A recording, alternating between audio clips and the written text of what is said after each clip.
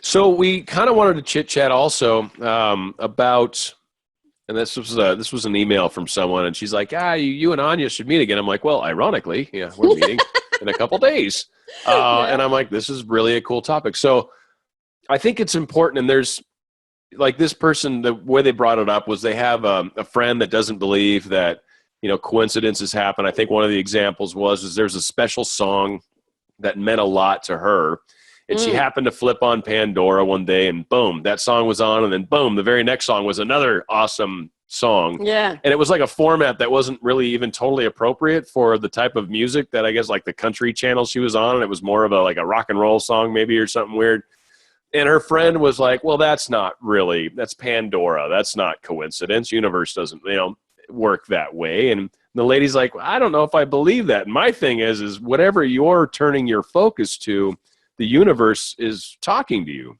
Yeah. So personally, I think any place that you're seeing any sort of coinkydink or coincidence or synchronicity or whatever, I think is a huge indication that we're on the right track. Yeah. Yeah, for sure. And it's, it's that thing of, like you say, this is conscious. This is the conscious selection example that, you see lots of books on the bookshelf and your focus goes on to one book. So that book comes into the foreground, everything else drops into the background. But that doesn't mean all the other possibilities don't exist, just means they're dormant. And they can be activated at any time. So, yeah. And I kind of recently did that YouTube kind of on how a lot of times when you try to manifest something, or maybe you're working on manifesting something, and then all of a sudden you see it elsewhere. Yeah. And a lot of times people will get like jealous or upset. And it's like, no, but that's actually like your consciousness. Again, everything's reflected back on us. And we forget that if your attention is on it, it's for you. Exactly. I mean, you didn't have to look there. You didn't have to see it. You didn't have to tune into Pandora at that very second. So exactly. I think it's awesome. For me, that's kind of the fun part of the spiritual living and the manifesting is when you get those little coincidences, if you will, for lack of a better way to put it, it feels like, oh my God, yeah, here it is. Here's a little breadcrumb. Like I'm on my way. I'm doing this. This is happening. Yeah, for sure. Actually, that kind of ties in with, I wrote this down because I didn't want to. What, you came prepared to today? I did. I actually wrote one thing down. Nice. Nice. Because explaining it can get quite complicated. So I thought I'm going to write it down because I had a conversation with a friend of mine in the Neville group. And the way she worded this was through our conversation was so well worded. I thought I'll write it down the way we talked about it and the way she described it, and I will read it. And it was about signs, as we were talking about signs. So Neville says signs follow, they don't precede. Okay. So sometimes people scratch their head and go, hang on a minute, I thought signs came before, not after. So this is what Anita, my friend, we had the conversation about. I know nothing comes about in the physical world unless we have thought on it first. Therefore, it follows. So you have the thought, and then the sign follows as you receive a sign, or a mini manifestation. It's because of our thoughts, and it's also a way of indicating we're on the right path. And to keep going by feeding those thoughts with positive feeling. So, yeah, because I remember thinking, I really love Neville Goddard, but there's only one thing I disagree with. Signs come before for me, because this is what I thought. And then, I had this conversation with Anita, and she was saying, you have a thought, and because you're focused on a desire, then you have a thought, and then that goes out, and then you'll get a little, like you say, you might see someone else have what you've got. Right. So it's a manifestation of you going in the right direction. So there's your sign. How you interpret that as mine's coming or those bloody bastards got what I want, that's up to you which way you fork in the road. But I loved the way she described this because it was so different to how I thought of it at the time. Well, it's stated kind of backwards in the sense of how you would say it, but the reality of it is nothing happens without thought first. Nothing. You can't create any sort of reality without imagining it first. So exactly. Obviously the imaginal work, you're creating the path, you're creating the from that instance, and then dots will start to fill in after that. Yeah. But prior to the actual manifestation. So you're right. It's totally after, but without a doubt, it's also, I think it's that hint of what's coming too, right? Like a foreshadow. Coming. Exactly. That's right. I mean, I've asked many times, when you're kind of getting that frustration or whatever. And I would just say, right, God within, I want a clear, unmistakable, obvious sign of what the hell do I need to do here? Because it's like when you're in those moments of confusion, you think you've worked out what you want, and then something throws a spanner in the works, and then you're kind of going, okay. So I would ask that, and I would wait to see what was revealed. And that helped me many times. I've done the same thing. And I've had people ask, they're like, well, how do you do that? And I'm like, it's surprisingly easy. Yeah. All you do is just ask. It's all about intention. Everything is intention. What's your intent? There you go. That's what's coming back to you. So it's just, you just ask. You're like, hey, like I think someone asked me specifically how to talk to someone's higher self, because I had asked for a sign for my specific someone. I've actually done it to her a number of times. Yeah. And just said, hey, sweetheart, I really just want some sort of confirmation that I'm still something that reaches your thoughts every once in a while. Cause this whole path we've been on, there's been plenty of times where we've gone weeks and, without even texting each other, let alone anything else. Yeah. And, a lot of times within a day or two at the latest, bam, I'll get a text out of the blue, or I'll get, like, even a couple times, it's like she'll just out of the blue send some of the most beautiful thoughts ever. Like, it's like, I don't know why you don't talk like this to me more often, but thank you. It was exactly what I needed. And so, again, it was me putting it out there. It's all this work I've done all this work I'm doing.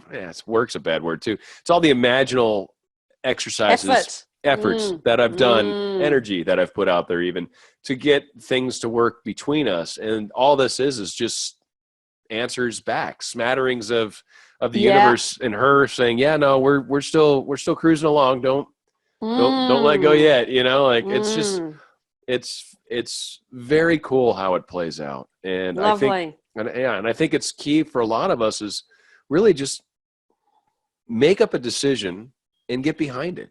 And I think a lot of times that's the hardest part for us is we just want to argue with ourselves. And it's like, no, like, what you want. Yeah. Defend our limitations. Yes. That's the thing. You got to surrender and give up your limitations and go, I'm doing it.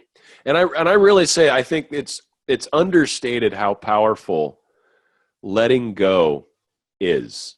And the understanding, maybe this is even worth a little bit of dialogue here, but the concept of letting go doesn't mean I'm giving up on my dream. Yeah. It doesn't mean I don't want it anymore. It doesn't mean I've stopped caring about my specific someone. No. For me, it was an issue of shutting my brain up and just saying, I don't care. Stop, quit, stop, blah, blah, blah. Shut up. Just let it go, and like I said, in 3 weeks, a major event played out, and it was just me stopping because I was frustrating myself, which was jacking my energy. Right? I mean, I'm grumpy. I'm not sure why this isn't happening. It's becoming personal. Now it's like I'm not good enough, and I'm spinning back on the self-love issues. It's like, come on, dude, you know better than this. You're totally good enough. You're fine. And you're like, why? Yeah. So you're just all this extra effort just to talk yourself back into what you already know is true. Yes, but we lose our footing sometimes. Yes, and there's nothing wrong with that. Yeah, it's perfectly cool, but we need to be able to acknowledge when it's happening. And sometimes, like for me, I don't know, an easy way, like lose your footing. The analogy of losing your footing and letting go, bad idea. Well, then you stitch the net on the way down. Seriously, right? Exactly. Or you better hope that rope you can somehow. Yes. On the fly. No pun intended. Exactly. So I think it's good for people to remember that there's all these things are healthy examples. It's if you're struggling through this, there's nothing wrong with you. There's nothing wrong with what you're doing. Yeah. But it's an indication that we need to look inward. We need to figure out what is it that I'm doing, or what is it that why am I so determined that it has to happen this specific way, or it has to happen in this specific time frame, or sometimes it's just let it be. Just let it be. And it is about, it's like trusting your conscious creations that you've launched. It's backing yourself and trusting yourself and not going into anxiety or all that spiral of stuff that has many different labels. You know, it really is about, we just think we've got control and we don't. I was just talking with a good friend, one of my spiritual buddies, just last night even. And it's kind of one of the big moments in my spiritual development. And there was an analogy that was given, and I still think it's just an awesome analogy, but it's the concept of like being in a river, right? You got the water, the currents pulling, and you're kind of holding on to the side. Maybe you're holding on to a rock and you got a little weed in your hand or something, and it's just holding you to the side. It's that moment when you let go and the current takes you and starts running with you downstream, and you might hit the bottom, you might bounce and twist and twirl a couple times, and eventually you'll pop up and you're just floating, and now you're just going with the flow. There's no more struggle, there's no more, and it is truly a powerful moment when you finally just let go and let it happen. Let it happen. Yeah, it seems to be the easiest thing to do, and it is actually the hardest thing to do. It really is, and it's. I think it's that moment when we realize we're not necessarily in control of our lives, but we control the direction we're going, and I think we control what we're going to experience based off our thoughts and our words and our deeds and all those things. But we can't control what others are going to do. We can't, because that's a reflection, like you said, of us. Like, you know what I mean? Like when we're trying to come from a controlling aspect, you're already coming from that I want to get love kind of scenario versus I don't want to control anybody. I just want to love. I just want to wrap my arms around this person and just hold them and just love them. And that's like, and just love them. And I think once you hit that point, because I know that was a really big point for me, that because I was definitely a taker, you know, like that's why I talk about this with so much enthusiasm, because I know it. I've been the taker, right? And I've experienced the people going, you know, so I understand that position, and I also understand the thinking. It's like you see everything through the taking filter, as you were talking about filters. We see everything through that taking filter. You can't even understand what radiating love out and giving to that person means, because you're so focused on yourself, and it's so self-centered. It means nothing to you. You have no reference point, no understanding. It's like get a dog, and that'll show you what real love is. You know, it's that dog will give endlessly. Yes. Until he gets the shits and leaves. Yeah, exactly. Or until he takes his treat and runs away from you. Right now he's a taker. Now my dog's a taker. Damn it! I manifested a taker animal. Yeah, that's funny. But it's such a learning about the self. Like, goodness, what it teaches you when you're trying to pursue a specific person. What it makes of you to learn. Yes. Harness the things within yourself. Learn to self-nurture, self-love, give to yourself, keep yourself emotionally in a good space, and then present that to the other person. Right. Now that's the gift for them. And oh God, and it's just such a great feeling too when you're actually coming at it from that feeling, and you're actually truly radiating love to someone just to send them love, because for no other reason, just you want them to know, hey, I love you. That's it. That's all I want from you. I don't need anything else. I don't need anything. Nope. Just need you to know that I love you. And that's great. That's such a great moment. And the feeling that you have when you're doing that is just profound. It's it's beautiful. It's delicious. It is.